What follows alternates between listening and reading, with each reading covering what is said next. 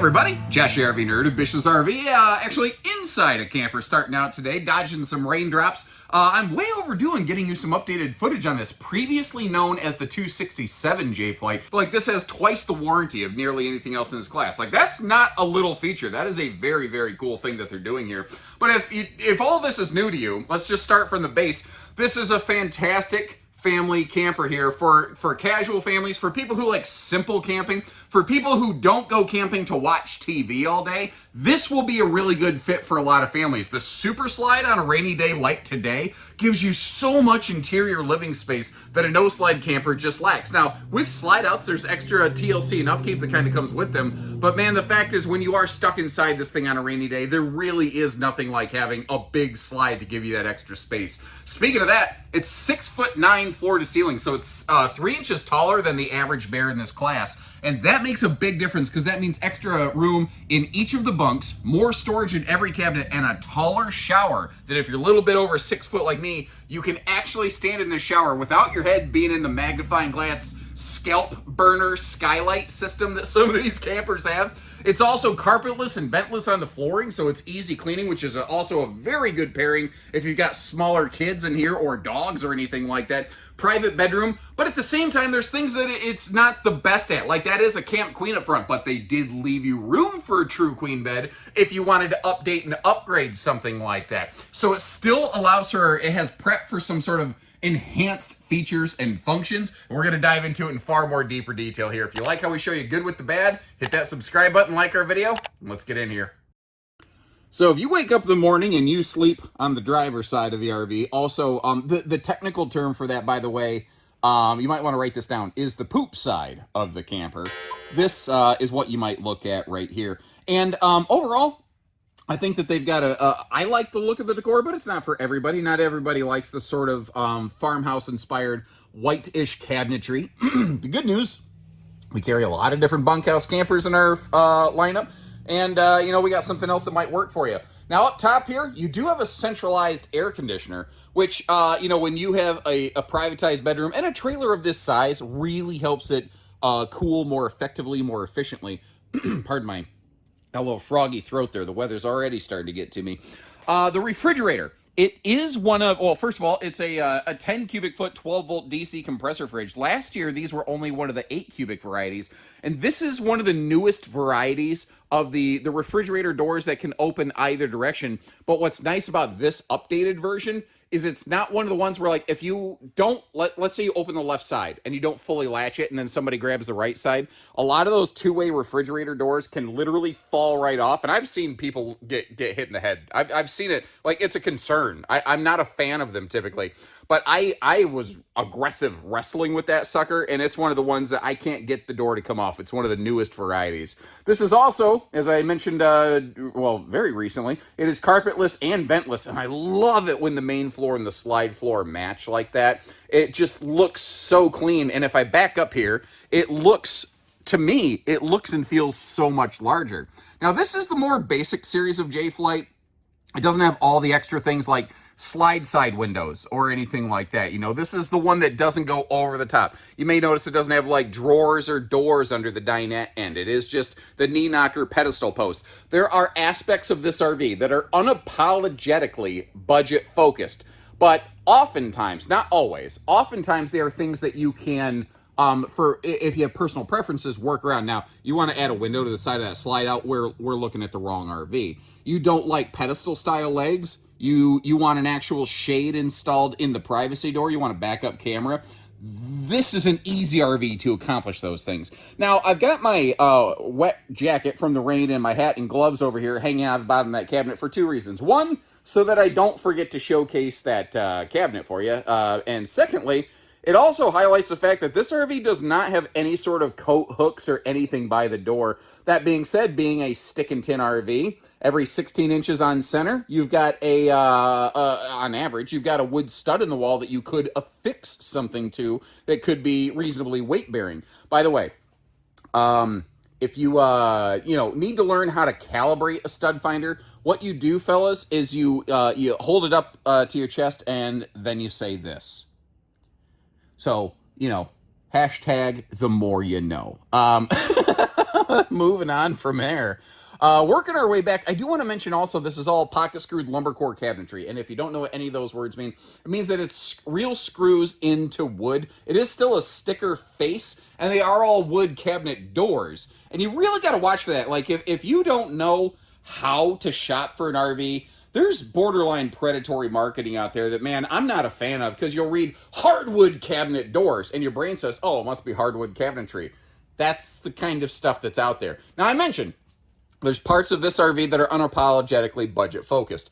And I'm not saying that I like these, and I'm not saying you should have to like them, but things like the fact that the bunks do not have curtains here in the SLX series, or the fact that the upper bunk has absolutely no windows. Well, that jelly ain't everybody's jam, but that doesn't mean that I'm going to conveniently skip over it and not talk about it for you. Now, Jayco's bunk mattresses used to be a little bit thicker than this, and the SLX series, they have thinned down to a little closer to industry standard, but their physical construction, that's the thing. This is a J-Flight SLX with a basic trim package, but it has the same general construction as the bigger, fancier J-Flights. For instance, we do still have 600-pound rated double over double bunks. And when you get into this class, I've seen double bunks rated as low as 150 pounds, which seems ignorantly low to me, personally. Now, over here, this model has a split bathroom where the sink is outside of the main bath cavity. And the idea behind that is that if somebody is in the toilet space or shower, somebody else can be out here. Also, if they didn't have this design, think of how tricky it would be to get in and out of this bunk space. Like if that bathroom door was pushed forward, getting in and out of the bunks would be quite a trick. It'd be a problem. Well, different strokes, different folks. If you don't like that, that's okay. We have other models. Typically, they're going to be a little bit longer, heavier, more expensive.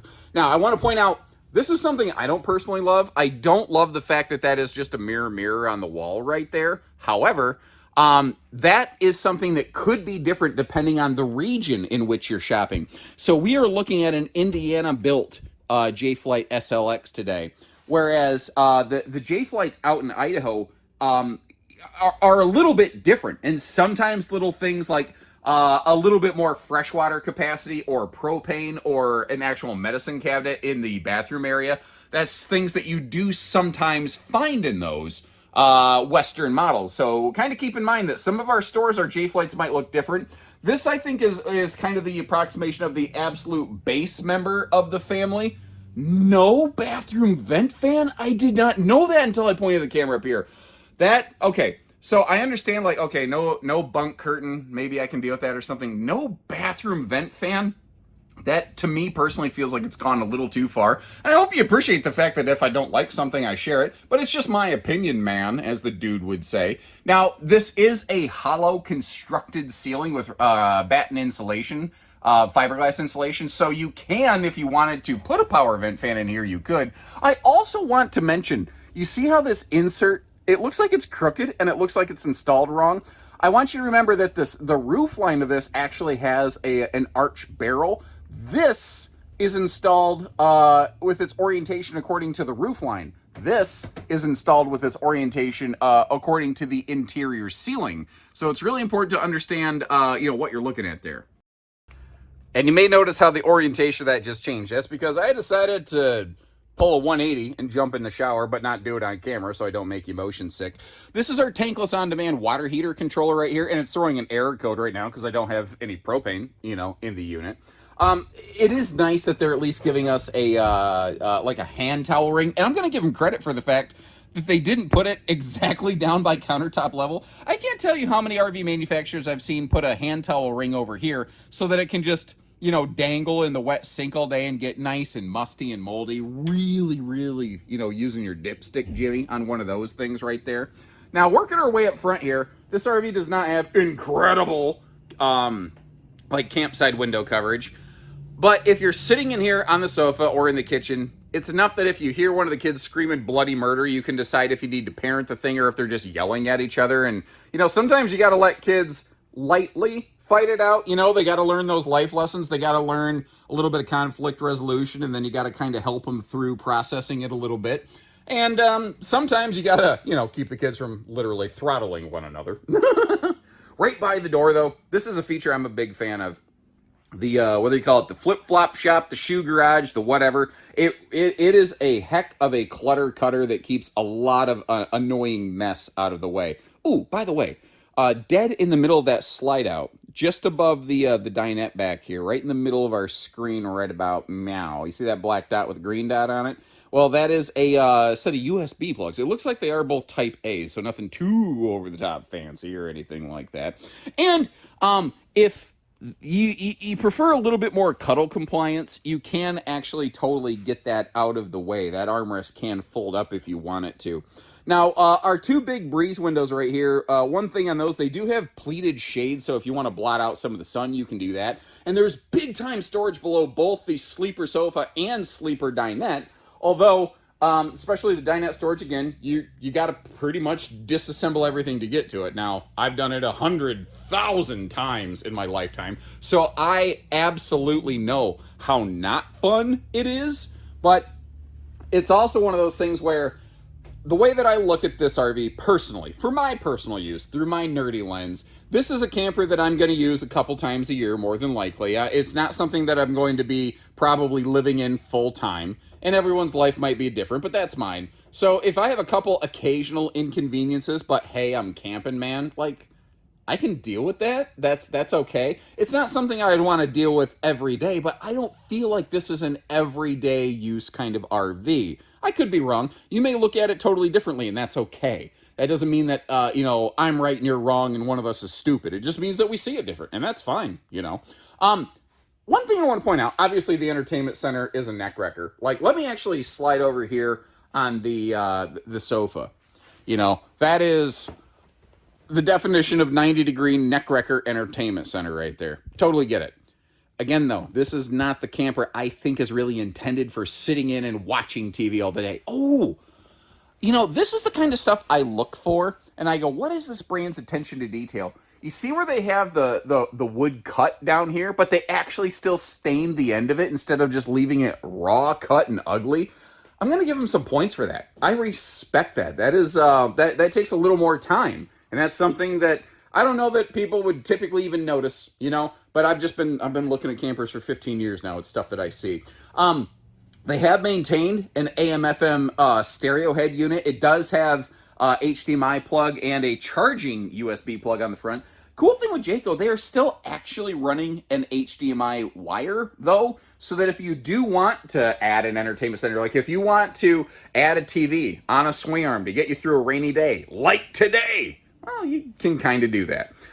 I mentioned earlier, this is a Camp Queen bed, a short queen. If you don't know what that means, it's 74 inches long instead of 80, but otherwise it's similar to a queen. However, I'm going to slowly wrap you around the corner so as to not make you motion sick if I can help it. You can see how they did leave a nice chunk of space at the bottom here. If you wanted to swap that out for a 60 by 80 true queen, you could. If you want it, like if you're a little more, how shall I say, gravity friendly, well, it's something that you could probably, maybe deal with. I don't know. I don't love open face storage, but they did at least put a little bit of a lip on this so that you, if you want to get some like wicker baskets from Target or something like that or wherever, you have the ability. Now, dual sliding privacy doors, the bedroom isn't exactly super TV friendly, but they do put some hookups up in this corner. I think maybe twice in my entire career I've seen someone actually add a TV to the bedroom of a J flight. And they were, what the irony was, there were people who really didn't use the RV a whole heck of a lot. Now, one of the options that is available, it's not standard, but it's an available option, is a 200-watt solar panel on the roof with a 30-amp charge controller. This is a PWM controller, not an MPPT. If those letters don't mean anything to you, basically, this is the simpler, less expensive series that is just a battery tender. So it's not something that's going to let you boondock off-grid indefinitely. It's going to give you some function. It's going to help the batteries extend their life, not totally compensate for it. Now you can see a little bit of my nerdy reflection right there, but if I get that door out of the way and pretend we're Superman with some X-ray vision, you see that one side actually does have a hanging closet. Whereas the other side, that is like a wardrobe storage. It's shelf storage. And one thing I was really surprised to find, when you start getting in these budget class campers, a lot of manufacturers won't do a single thing if it's located where you cannot overtly see it. They won't invest $1 into the RV that a customer can't exactly see. So the fact that they put struts below that mattress to make that thing easy lift, I think was very cool. And my battery is getting low, so I am going to really demonstrate traveling storage road mode by shutting off all the lights. And isn't it's insane how dull it suddenly looks in here. The lighting package they have in this really does give it some life. Now, one of the other things that I want to point out here is the front bed is obviously travel accessible, but you can see how easy it is to walk right past the slide out. This is a very, very good floor plan if you have to get into it and pack it up while it's in storage, or if you need to make a traveling stop or an overnight stay over. As far as super slide bunkhouses go, this checks some absolute major boxes. And if you appreciate how we go to the extra depth of, closing this up or telling you things like this is a rack and pinion slide out, if that's an important feature to you, make sure you hit that subscribe button, leave us a little note that says, hey, thanks nerd, thanks bishes, whatever the case may be. And in the meantime, I'm going to go catch a cold and hop outside and play in the rain for you. So like I mentioned when our little adventure here first began, I am out here kind of dodging raindrops for you right now, hopefully, avoiding catching the flu or whatever in the weather. But regardless, what are we looking at here? Well, with a GVW of about 7,100 pounds, meaning total maximum weight, assuming fully max loaded cargo, and with the length factors on this, I think that it can qualify as potentially half-ton towable, assuming a few things. You've got a late model, pretty solid tow package half-ton. You're not going to necessarily be going through insane terrain in the membrane, but, it can potentially qualify. Apologies for the background noise. We're right up here by the road, unfortunately. Up front here, we've got 20-pound propane tanks. If you wanted to change those out for 30s, it's not terribly hard. What I will tell you is the biggest cost factor on that is actually the bottles themselves. A propane bottle, being a very specific regulated safety feature kind of thing, actually carries quite a bit of cost with it, more so than I think people realize. Another really cool thing on these J-Flights, they're typically very good about giving us a full front pass-through. And that includes a bigger access door on both sides. Now, I'm going to zoom you in a little bit, so if you're motion sensitive, you may want to look away. Zooming in now. All right, if you look in that upper corner, there's just a chunk of wiring there. Now I'm zooming you back out. What that wiring is, that is inverter prep. Most stick and tin trailers have absolutely no level of inverter prep, and this is absolutely not intended to be some epic boondock off-grid warrior camper.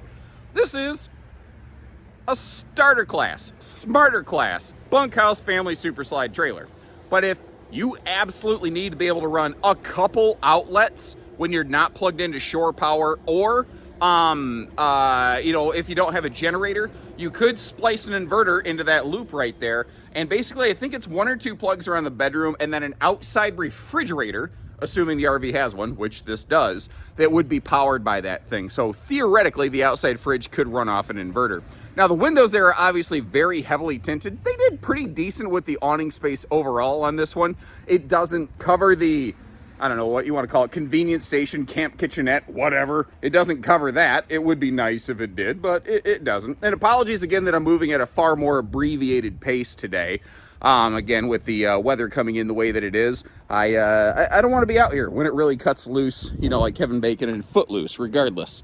I wonder how many little, job interview, what do I want to say? Auditions. A job interview for an actor, an audition. Sorry, I'm an idiot. I wonder how many of those he went to after Footloose that they wanted him to dance, because I bet it was a lot. Now, if you look at this, if you don't want to call it a camp kitchen, I'm not going to argue with you.